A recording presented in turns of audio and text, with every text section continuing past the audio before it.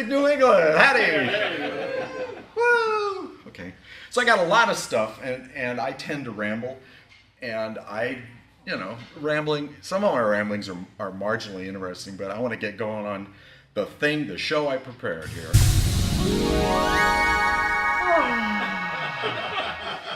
That's a dialed-in sound when you go through the theater when there's something there, and then you get like 50,000 points. You never forget your first orgasm. So that's what that sound was trying to do. And that's the theme for this show, because I wanted to kind of filter my experience through my first times, either the first time I did something or the first time that I did something that had never been done before. So this is one of them. I work at my house where I have a home studio, but this home studio is in a nice 400 square foot space underneath my garage, down those 18 concrete steps. So since I rebooted my career in 2006, all the machines, all 20 machines that I've worked on have never come down into my studio. I keep them up in the garage above, which is an unheated garage. This is not an ideal situation. I get some code back from my thing, I put it on a USB stick, I run upstairs, it's 50 degrees, I can see my breath, and then I test the game, but I don't do that as much as I should because, well, it's up those stairs and it's 50 degrees. So, we did a lot of work on Dialed In to redo the back box and make better speakers, and it's a Pat Lawler game, and I said, the way I always used to work when I had a studio on the ground floor is the machine needs to be next to me for a lot of reasons, and it makes it better and faster and gooder. So,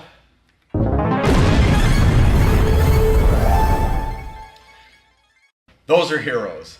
I tapped the community, a good friend of mine, and the other guy on the right side is the guy that does the announcements for the Tacoma show, Byron. These guys came over and we brought that machine down those 18 concrete steps into my studio. We learned two things. One, yes, it was a great idea. Dialed In is a much better project for my having done it. Two, these guys told me, don't ever do this again.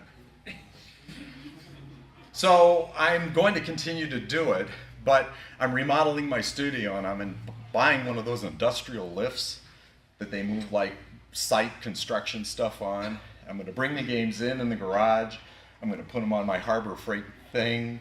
I'm going to put it on this thing. I'm going to hand crank them down. Then I have my other Harbor Freight thing that'll roll them into my studio. And this 67-year-old guy is going to be able to move these games around. And from now on, all games that come out of my studio will have the benefit of being down in there. That's a first time. But this is the first time I ever wrote a song about a cell phone.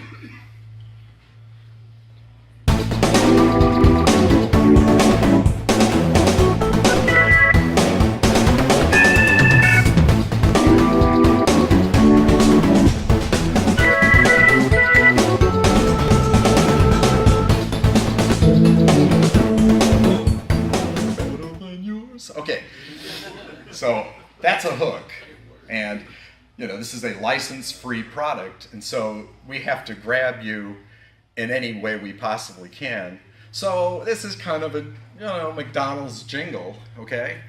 And I hope that I've now firmly implanted this earworm and that you will be compelled to satisfy your need to hear this by buying one of these. So, okay. So in Dialed In, you have I've got a new, that's what you first get, and it does the job by, making the cell phone more tangible, giving you a little energy. But as soon as you've played a mode, you are now in the exalted state of you are ready to lock a ball lock enabled. So we have a different piece of music for that tells you, oh. And once you've done that, you've locked a ball, then you're in multi-ball ready. That's yet another more energetic tensor piece of music that says, get the ball to the phone scoop, start your multi-ball.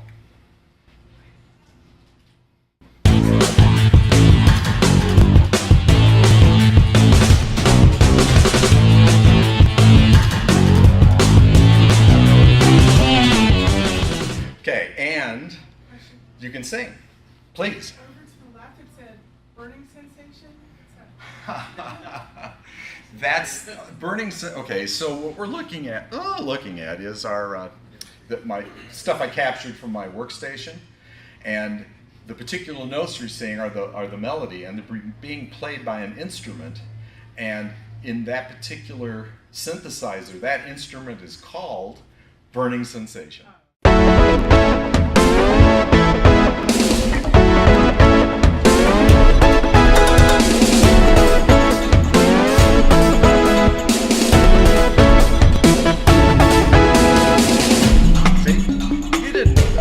For that, but now you'll never be able to forget that. And you'll be playing the game, and you'll get into that selfie mode, and you'll be going, crazy Bob, woo, selfie time. Cool.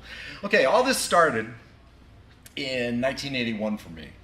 Prior to that time, I'd been a professional musician who, like a gypsy with a union card, traveled around the United States playing music in rock bands and lounge bands and show bands.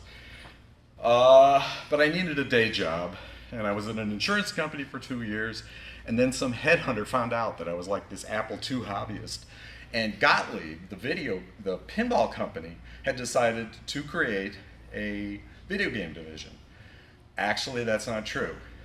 Columbia Pictures, who owned Gottlieb by that time, told them, have a video game division because we're having a hard time selling pinball machines in 1980.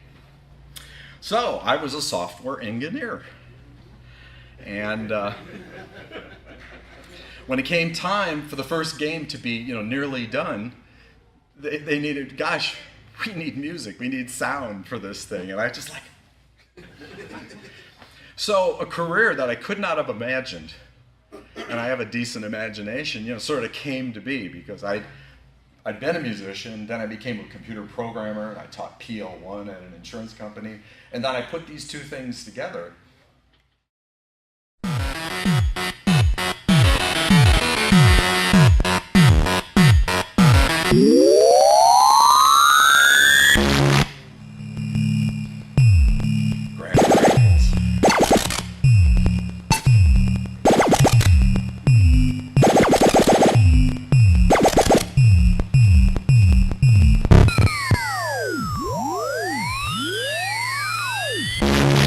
Okay, stop that. Now the interesting thing to notice there, because I started in video games, but pinball always loomed large in my career. So what about this is pinball? Tell me. Come on.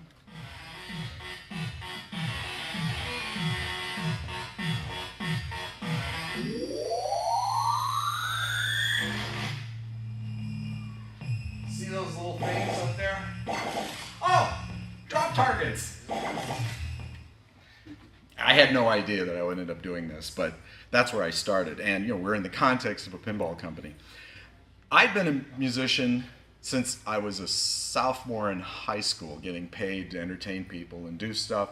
And in the bands that I was in, we recorded original songs, and we tried to make it, and we never reached critical mass. 1 year into my career doing this, Parker Brothers had bought the rights from Gottlieb to make home game console versions of our coin-op games, and so they made an Atari 2600 version of Reactor. And that first Christmas, there's a sensation in playing the Reactor video game that people really get into. Good luck. Your turn. Me? Reactor from Parker Brothers, the ones to beat. My music's on TV. And, you can imagine, I've been trying to do this for more than 10 years, staying in bad hotels, traveling, doing everything I could, and 10 months at this video game company, and my music's on TV. So that was a first for me. Here's another first.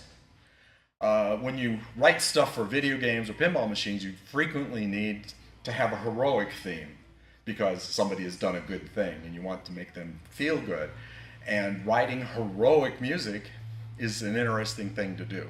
You have to figure out how to do that. I mean, I'm a lounge band guy, right? What do I know from heroism? So this is the first attempt at that. Gottlieb's second game was first called Video Man, but because it was too close to Superman, became Protector. That was too wimpy, so it became Guardian. And then after a focus group, it became Argus.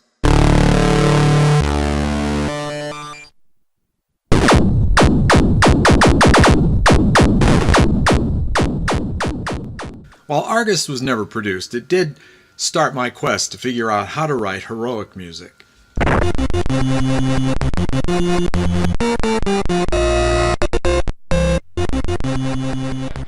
You've done a good thing.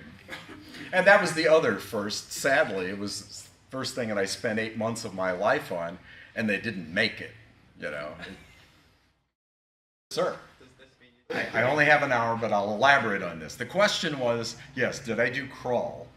And I did like 5 or 6 games for Gottlieb, did the sounds for, and Crawl was my first license. Crawl was a science fiction film from Columbia Pictures, who owned Gottlieb, and they handed us this thing, and you know, we want a video game to be ready to be in theater lobbies when we have Crawl.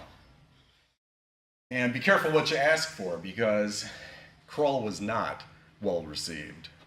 And the video game is actually kind of better than the movie was, but the intense association with this thing is it's going down, you know. Crawl didn't do all that well. But yes, Reactor, and there's some other game that I did.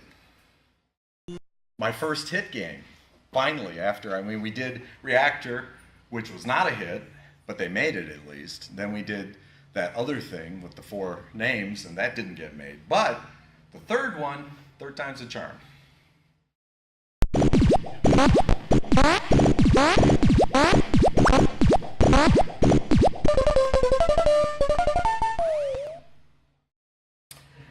And this is really the first time that I used this technique, sort of the jingle technique, which I've used liberally and dialed in.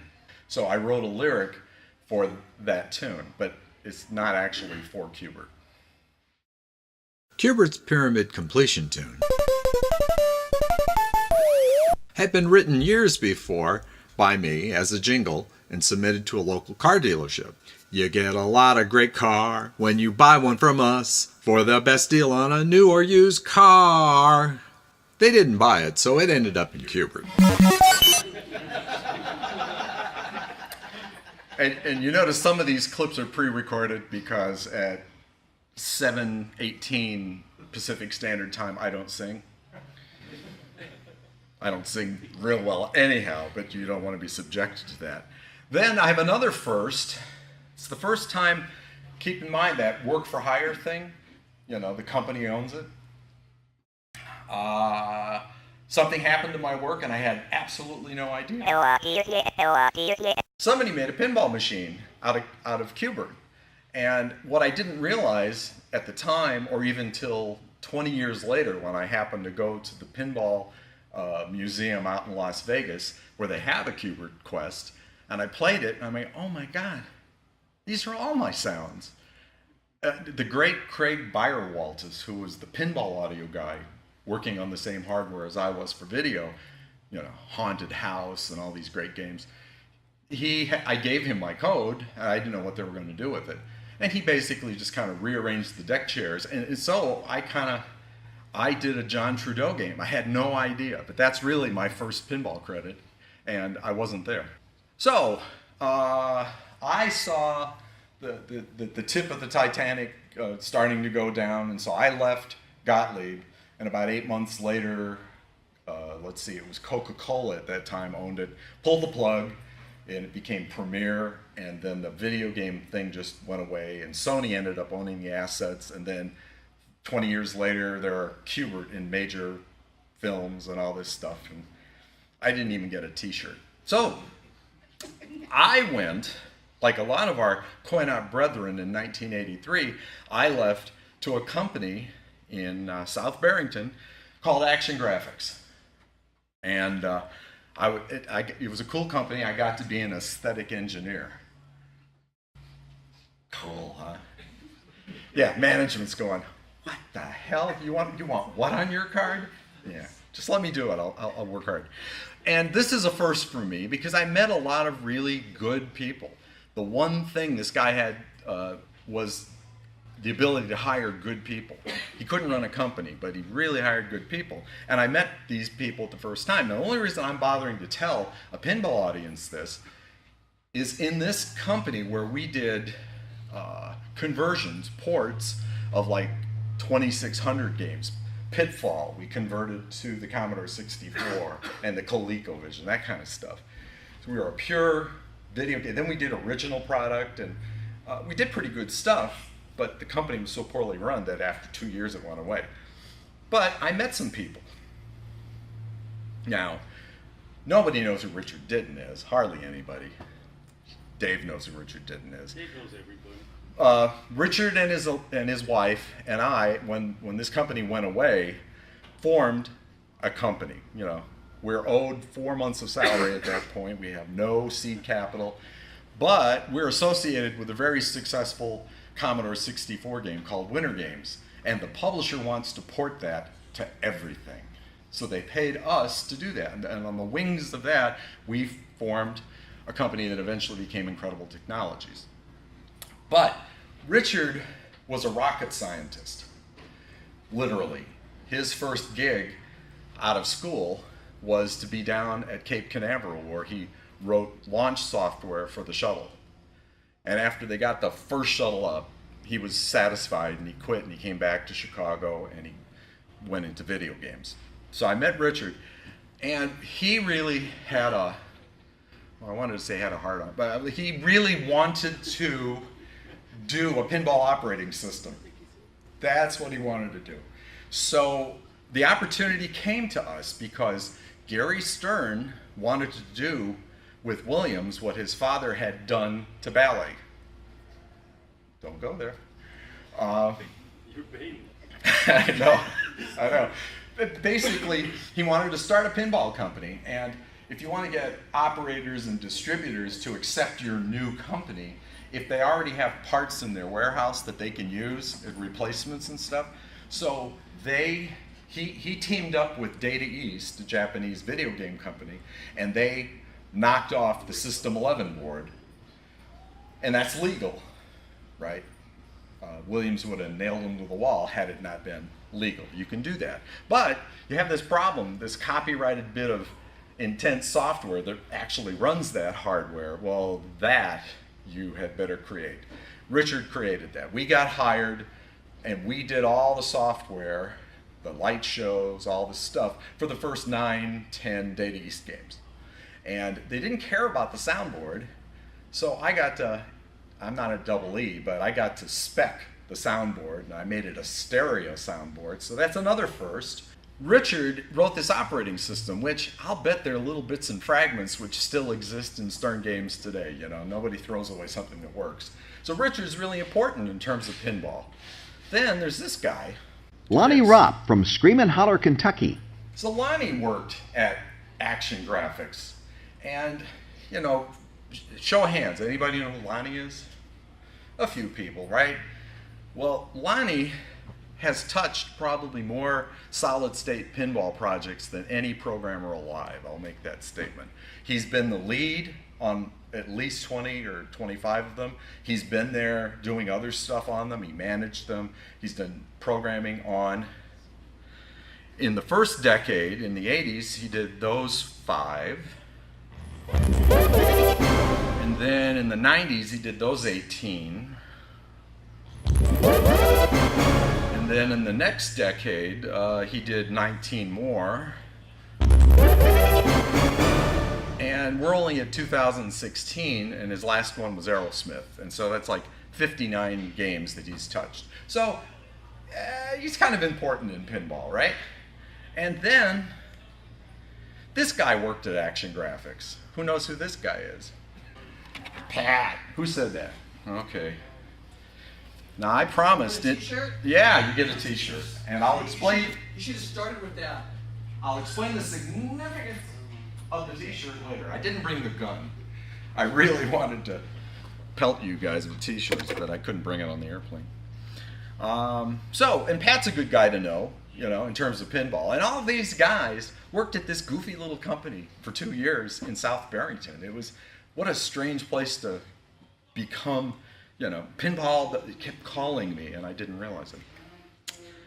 So, as part of this deal with Gary Stern, I got to create a soundboard, I got to create a synthesizer controller and all the software that's involved, and then I wrote my first pinball audio package for Laser War. It was a Yamaha 2151 and did 8 voices of FM and had 3 good stereo amps, 3 amps, which allowed us to do stereo and a bottom thing, and that was novel. Williams had 2 amps, and they took the stereo signal and merged it in just mono, you know. So this was an improvement, and it really sounded good. Welcome, Gloria.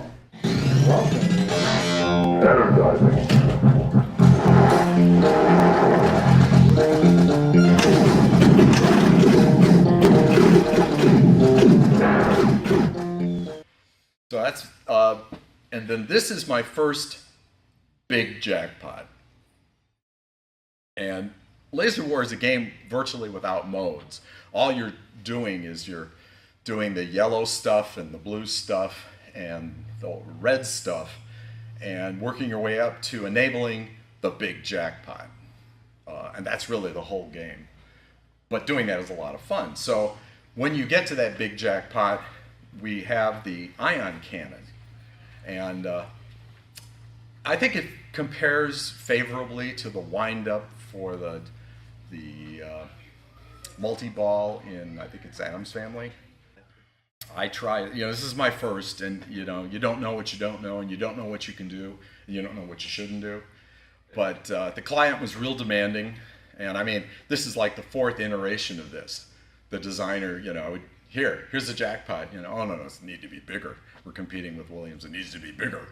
You know, so this one, you have to be careful because you're very likely to drain well before this is over.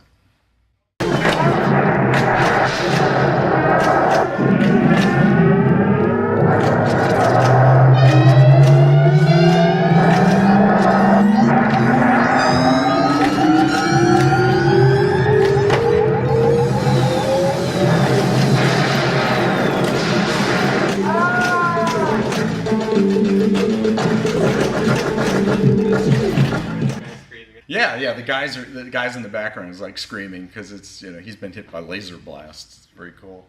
This is my first lyric that actually was ever exposed to a pinball audience, and we started a tradition with this game of creating a karaoke event at Game Over.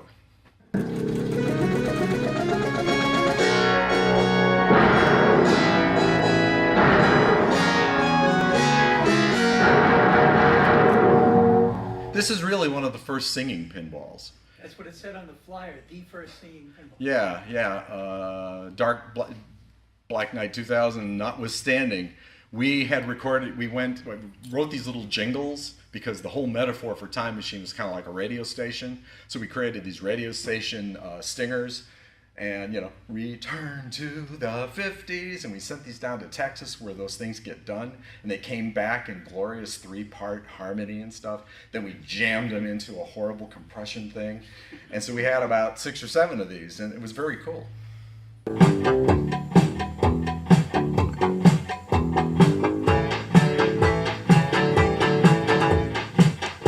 That's Jack in the front.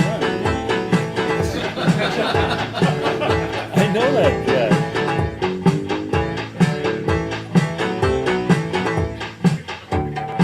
That's actually Kevin O'Connor. Sorry. Okay. So now it's like 1989, and we do about 9 or 10 games for Data East, but they were frankly a somewhat demanding and annoying client, and it wasn't really worth what we were spending to give these packages to them, so we quit, and then they hired Lonnie from us, and then Lonnie's been there ever since. He still works there. And so I stopped doing pinball at that point. And then in '93, I got a job offer, very strange, to join the new research division at Microsoft. So they located me where I am now. So, okay. I missed a golden age of pinball.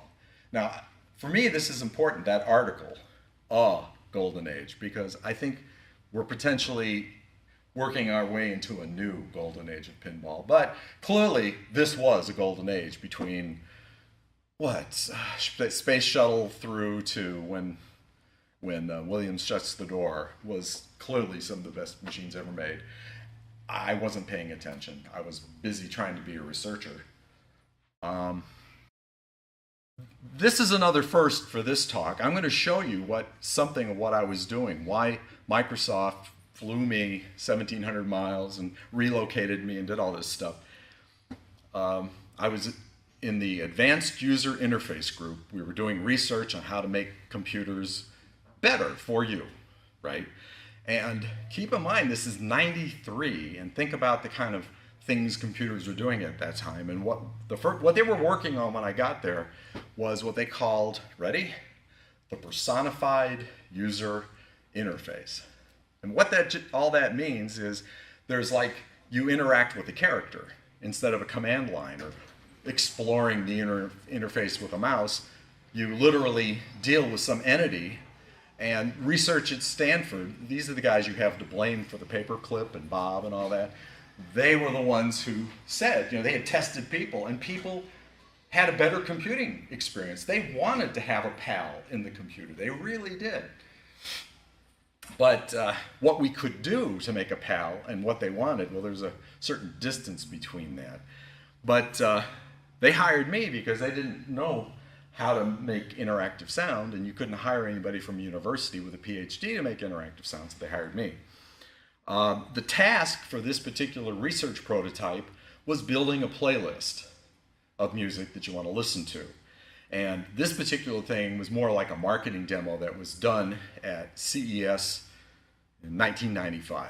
And so this is a first. Nobody has seen this in a long time. But it does illustrate some of the progress we're making towards more advanced versions of the social interface. Super. Who's that guy?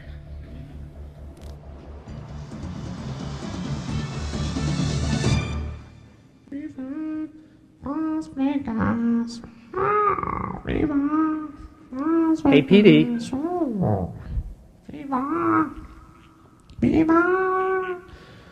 PD?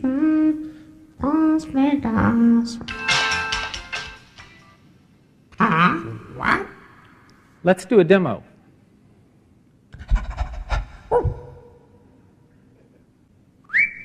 Oh, showtime already. I'm taking requests. What have you been listening to? Wayne Newton.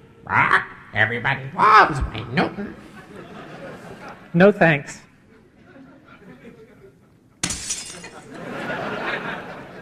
How about playing something classical? Oh, okay. Oh, Siegfried.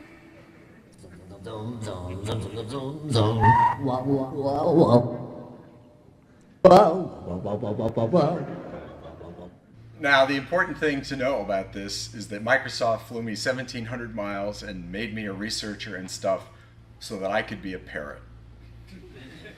That's me. I'm Petey. Because it suited the nature of the work, right? They had this application which encompassed the database of 100 CDs, and we knew stuff about the artist and played bass and all this stuff. And so you needed a pretty big vocabulary, and it kept changing. So hiring some professional talent to do this, we'd be in and out of the studio all the time. It would be too cumbersome. So I finally said, I can do a parrot. So, yeah. My entire career to this point, I'm now 33, and I'm a parrot. Cool. But they paid me well to be a parrot. So I worked there till 2000, and I took off some time and did woodworking and enjoyed myself. But Chris Granner retired from doing sound work for Stern at that time. He did the first Sam game. It was a World Poker Tour. It was a Steve Ritchie game, so I understand why he retired. Just kidding, Steve. Just kidding. But there was an opening, right? And again, it's who you know. So theoretically, the next game up was going to be a Pat Lawler game. And, you know, Lonnie still works there, and I know Lonnie and Pat from Action Graphics. And I had sent a piece of email out to Lonnie saying, you know, I am looking to get back into this. So I got the call, right? So I went to Chicago, just for 3 days. And I don't have any more T-shirts, but I encourage enthusiastic participation. What game is that? That's right, Pirates of the Caribbean. For the lovely and charming Dennis Nordman, who I met for the first time doing this. Then I met this guy for the first time. There. All right, David. You wanted to know where the left orbit was. This is the left orbit. Here's the here's the flippers, right? Here's the left orbit, and the left orbit goes up like this underneath this underneath the exit of this back here. It goes like this, and then into the top popper here. This popper pops up and gives you to this upper playfield over here on the right.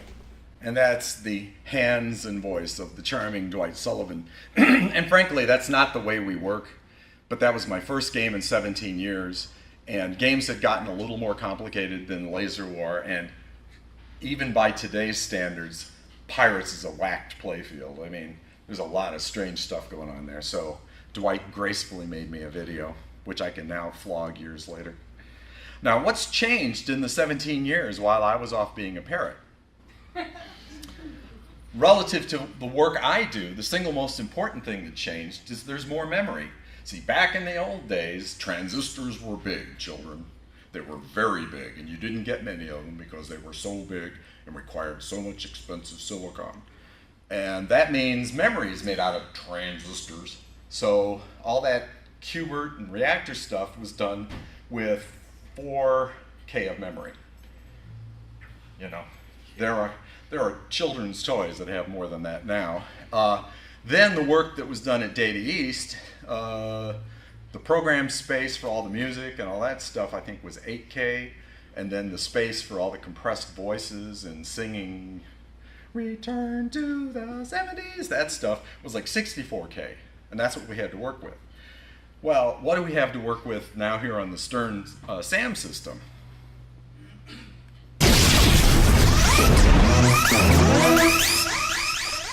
Now, to try to wrap your mind around that, let's pretend that this wasn't silicon, but rather cars in 1980. Now, if car technology improved as much as memory technology, you could now buy a car in 2006 that would go 9,600 miles on a gallon.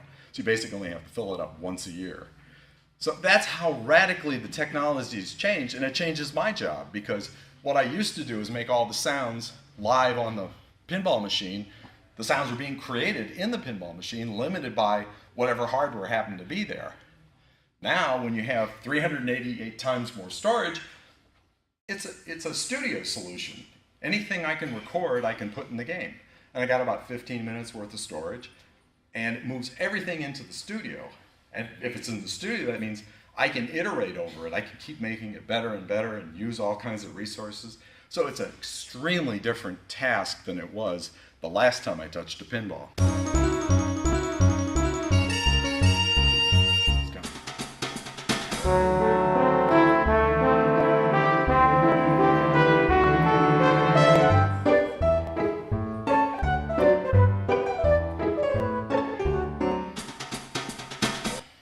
Okay, trust me, you don't do that with FM, right?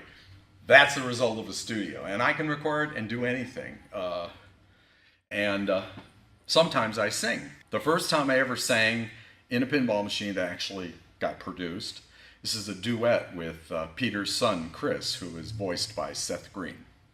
Now, I never met Seth Green. I just ripped all of his stuff out, and then I did a mashup. But it's a duet. Who's gonna protect me from the evil monkey in my closet?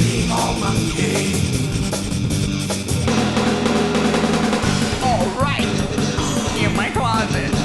Holy crap, no! I'm Chris. Hey, Twinkie!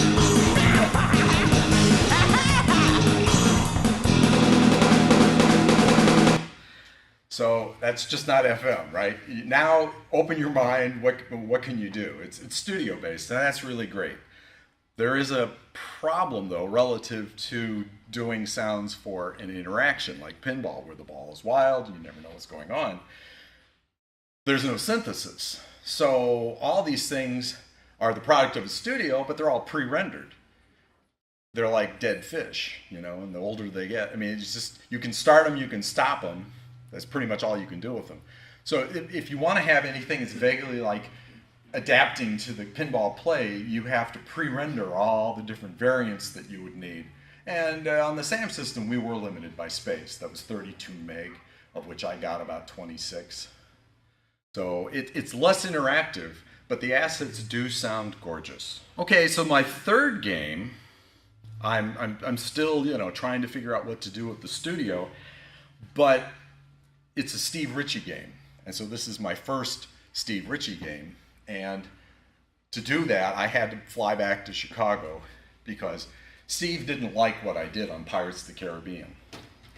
Yo, yo. He just thought it was too wimpy. You know, if Steve Ritchie had made Pirates of the Caribbean, it's like, arr! You know, that's how the game would have started. And, you know, fight better.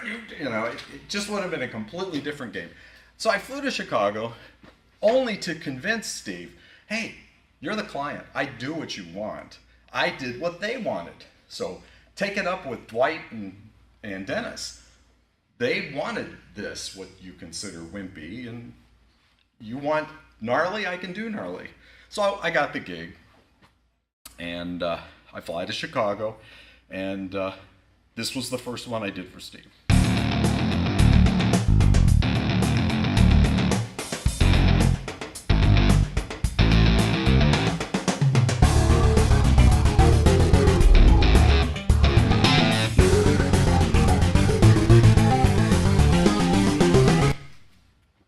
So I gotta move this along. I got a lot more stuff, but that was challenging, and that I submitted 3 things to Steve, and he rejected all of them. And because I was like absent during the golden age of pinball, I really wasn't familiar with a lot of Steve's stuff. So then I got the pinball emulator on my system, and I loaded down some of Steve's games, and then I listened to it, and I was like, oh, that's Steve Ritchie music. And so that's pretty close. It's not what he would have done, but it worked for him. And then he was happy, and I think Spider-Man turned out okay. Then another challenge with this studio-based thing is we did Indiana Jones, and we got the London Symphony Orchestra. John Williams waving his stick in front of him, and we got the Indiana Jones March for main play. Cool.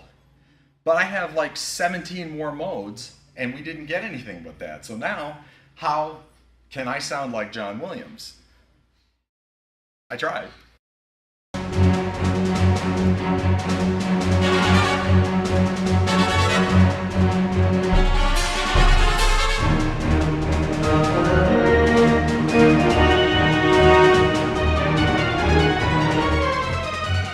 So that's a first, trying to, you know, channel John. Now, boy, was I ever wrong. This is the first time I was ever wrong. I'm doing my first John Board project, and what was it? Whatever game it was, it's Iron Man, okay? And initially, I had seen the movie in the theater, and I didn't think the music was all that memorable. And Borg disagreed with me, and then he sent me all these YouTube videos, which is like, you know, the still picture and a track from the soundtrack. And then I had to change my mind because he was right. Ramin Djawadi's music is so powerful that in the mix for the movie, they had to like turn it down because it would have just taken way too much attention. It's perfect pinball music. So we licensed some tracks, 3 or 4 tracks, and we sliced and diced them into the game. But then I had to channel his stuff so that I would make things for the second movie, which we didn't have any access to. So this is the piece I did for that. And you can sing that.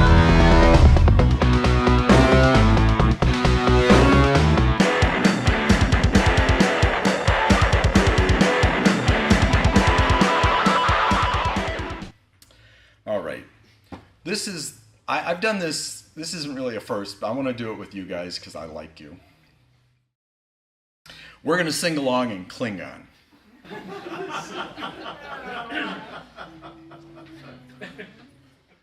Now, you know, the internet makes this kind of research a whole lot easier. I had this notion in my mind for the Klingon multi-ball that I wanted to have the Klingons doing that thing they do in the bar the night before the big battle where they all down in a lot of Romulan ale and then they, you know, sing their war songs.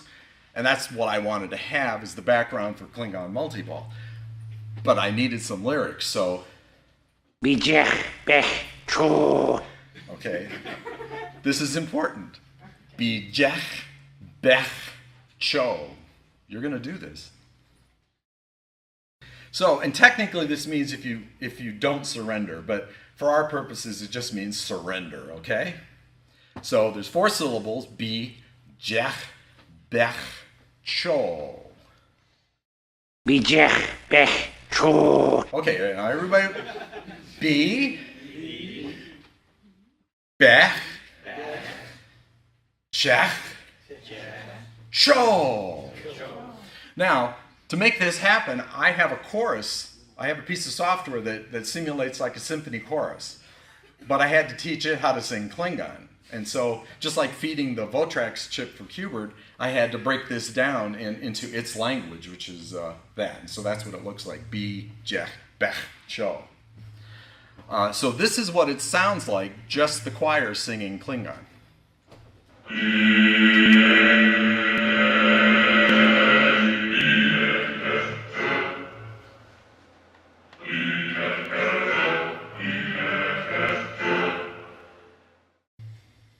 Okay, everybody ready? Now, I understand it's a little syncopated. I don't expect perfection. You're not getting paid, so we're just going to do our best. But I want to see a hearty effort because, you know, it's almost 11 o'clock. You've been sitting around long enough. You can do this. So this is the whole thing with the music and the thing, and you just sing along. I'll try to prompt you. You're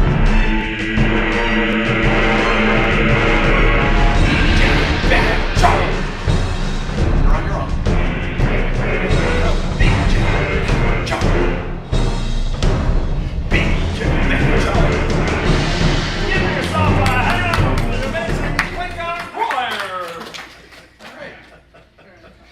See, it's a first time for you, too. Okay. Then another first is I deal with this guy who's got what I think is a daring vision. In 2013, I went to the show in Tacoma, and this guy doesn't bring a game. He brings a PowerPoint slide, and he's making this wacky game where he puts a video thing in the playfield and stuff. And I thought it was really a good idea. So I proposed a notion of deferred sweat equity where I would do all this work and someday maybe never get paid for it. Especially since I have a paying client here in the audience. I am going to get paid for this work. I don't work for free. Trust me. Oh, and so it's taken this guy forever, but there's one out there on the show floor in the vendor space. This is the P3 system for Multimorphic. And he did a game called Lexy Lightspeed Escape from Earth. And I did all the stuff for that. And I never lose an opportunity because if any of you played it out there on the show floor, you haven't heard it. Okay, so you're going to get to hear a few of the things. And the way I like to work with these things, especially this is an original title, is the music is there for a lot of reasons, but one of them is to establish a sense of place, what you're doing, who you're doing it with. So the first thing about Lexy is she's a space girl who crash lands her ship into the Florida Everglades because there's a government base there that shot her down. So the first thing that's important is the Everglades.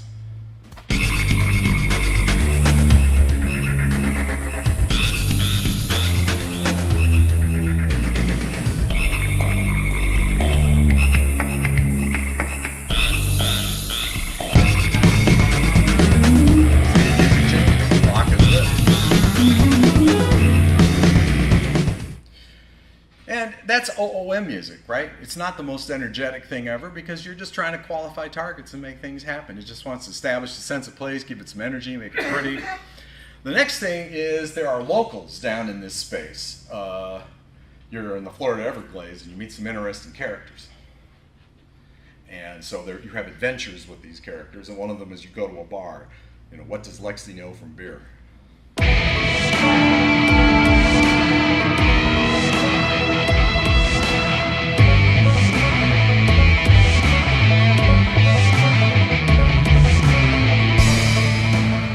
I never lose an opportunity to use a banjo. Then another element in the game are the bad guys, the government agents. So you interact with them several times, and this is some music for when this is lights out multi-ball. You have to hit targets, turn off lights, and then you enable the jackpot phase.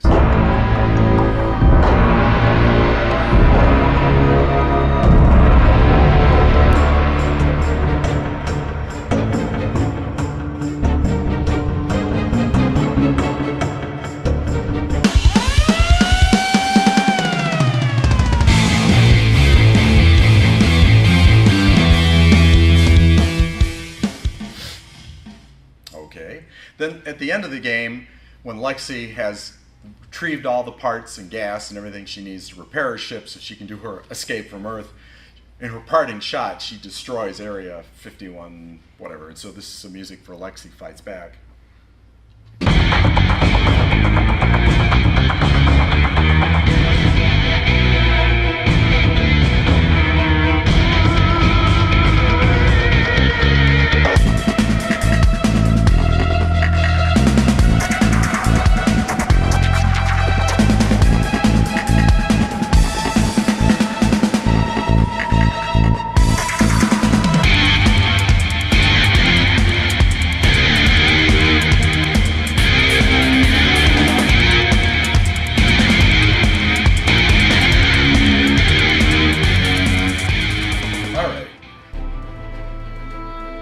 And I got a new client. And this is one of my versions of one of the one tune that we licensed from the thing. And we did a post-mortem, which is... Well, that could have been worse. You know, it's actually, you know, it's the project that refuses to die, or even, you know, so doing a post-mortem is a bit premature, but I'm going to talk about, since I didn't do very much of the music in the game, I'm going to talk about the sound effects, which actually is what I spend 60% of my time on, because you really don't play the music. You play the sound effects. And it's really tough to express yourself in 3 seconds and come up with 200 or 300 meaningful things that are exactly the right thing, that are all different, that are either rewarding or whatever they need to be. So, The Hobbit is one of the most amazing licenses I've ever worked with. Warner Brothers was extremely liberal, and we got clear stereo recordings of the voices and clear stereo recordings of the sound effects. 7.5 hours of them. That's why the project never ends. And so what I do with that is I take that clear sound effect thing and I re-merge it with the image to help me figure out what these sounds are. And so this is an example of what I work from.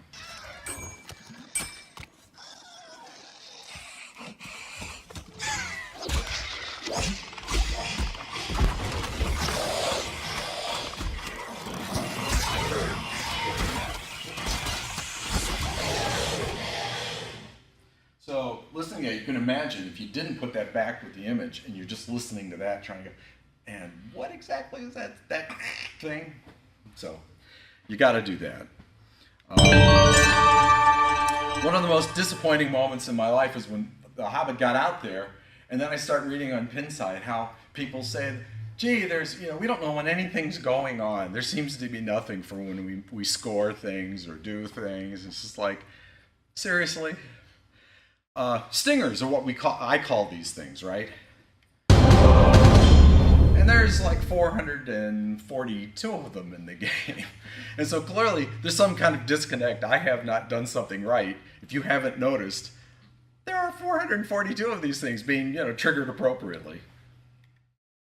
So what do these things do? One of the important things is knowing when a mode starts, because you do a thing and then you're in some kind of new activity. So There are 32 book modes, plus a bunch of other stuff, and every one of these has a unique introduction, some video and sounds that go with that. So here's an example.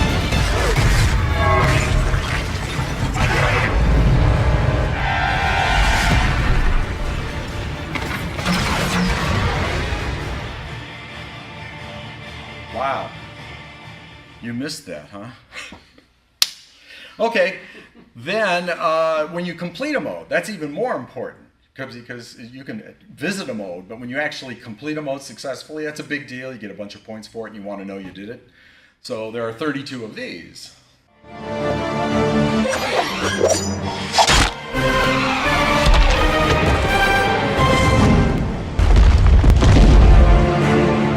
You know, that's me. Like, da-da-da, da-da-da, you know, and excuse me, you did a good job, you know, doing what I can. And then the whole notion of scoring something, because this game is just filled with stacking and all kinds of other stuff that wreak havoc with the coherent story we're trying to tell you. So scoring events are really important, and so they have to be big.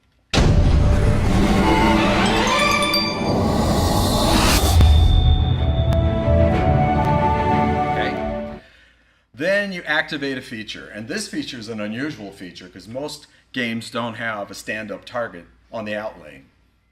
This one does, and when you hit this during multi-balls, you add a ball. So it's like a life-saving thing. And for this, Bjorn, the shapeshifter character who can turn himself into a bear, he's the thing that represents this. So when you do that and hit this crazy target that you're not looking at down here, you get this.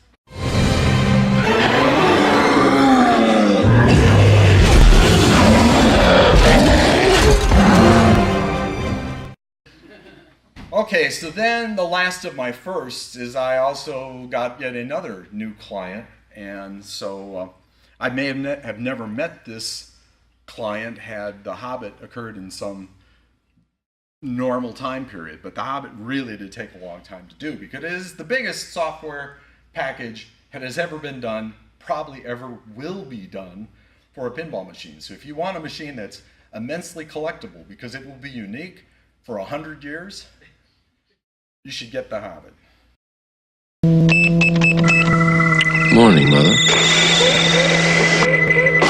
So I started working with Heighway Pinball and the Alien project, which is taken quite a while to get to the point, and I won't talk about any of the other things that are going on. But the first thing people ask, you know, when you say you're going to do an Alien Pinball is, where's Hudson? Is this going to be a stand-up fight, sir, or another bug hunt? Hey, man, I don't want to rain on your parade. We're some real pretty shit now, man! Look, I'm telling you, there's something moving and it ain't us! Oh, man, that just beats it all. Woo! Game over, man! It's game over! Okay, so yeah, rest assured, there's plenty of Hudson. Okay, and the last thing I'm going to do is what I think of as an autopsy. We're going to take a piece of music, assuming this will play it, we're going to take a piece of music apart and kind of show you how it came to be. And this is the music from Ambush Multiball. If you hit the Xeno guy 5 times the first time, you start a battle mode where the Xenos attack you. And you get this great display, this scanner, which shows you where they're coming from. And that's live. That actually works. The target's on the left, you see it, and Hudson calls out their distance for the closest one. It's neat. This is an autopsy of the piece that I wrote for Ambush Multiball for Alien Pin. This is an action scene where the xenomorphs are attacking our Space Marines. First section sounds like this.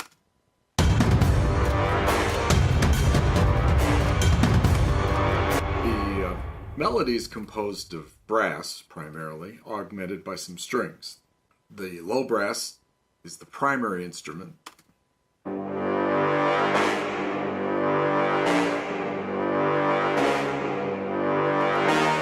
Then there's a line underneath that played by trumpets.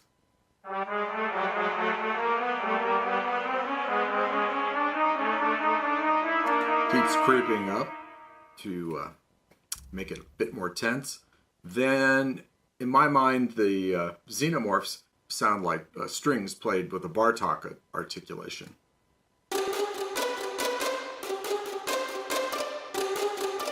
You put that together.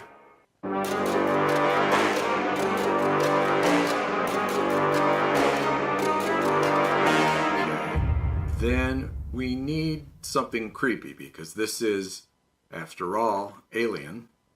So we go to some strange articulations in the second strings.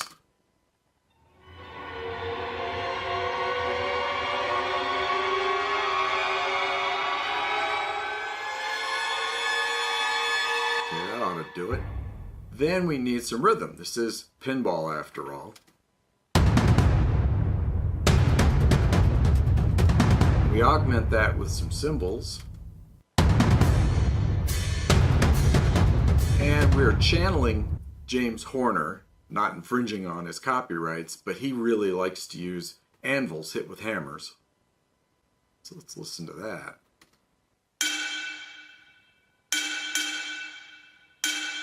Okay, so then the rhythm.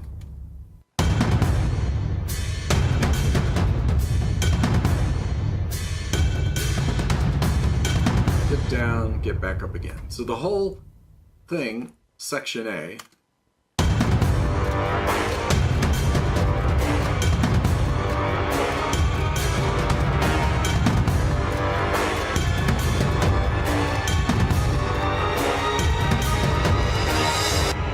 section B is a section that goes between one part and another, and it features some nice cellos.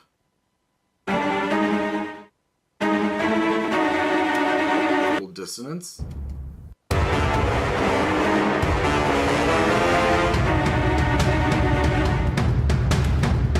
Right, then there's the section C.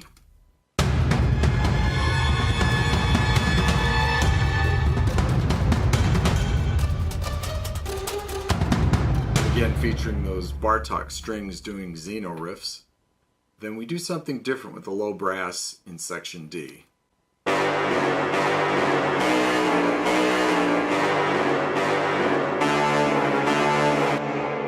Which is our Marines trying to get it together, and with the percussion,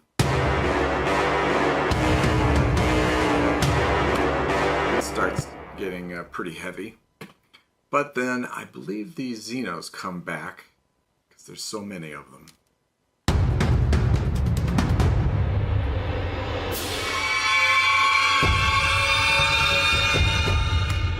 And in the final section, we have the Marines trying to get it together, all together, going up in a figure played by the brass and the Bartok strings.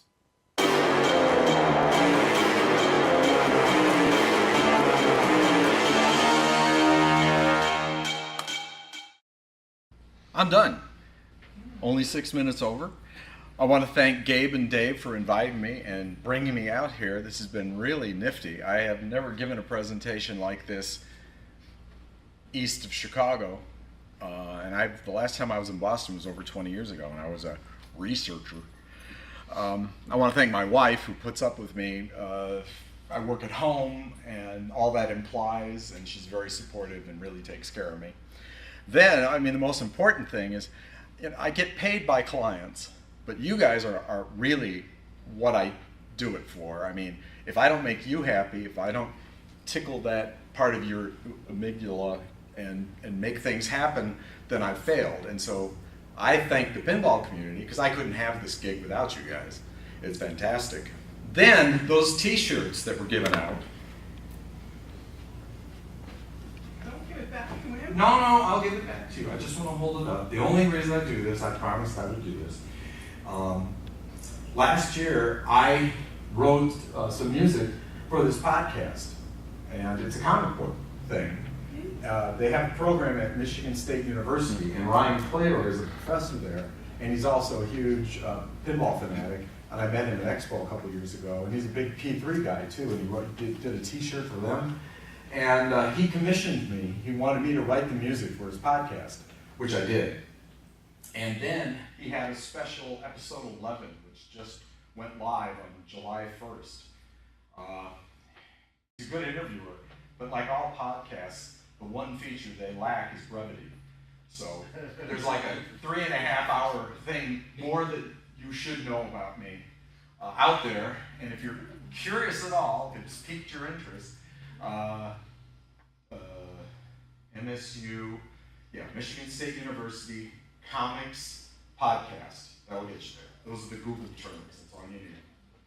Or the goggle term. Or a goggle, yeah. Did I put goggle? Oh man. Yeah, see, my wife's career. No. My wife's career before we moved here, early on in our marriage, she was a professional proofreader. It's hell to live with a proofreader. So I don't let her anywhere near my stuff because it's just so mind-crushingly, all these things. Yeah, I know. Maybe I should. Maybe you should. Yes, pride. Real quick, just once over. Pride goes before a fall. I know. So I think that's it.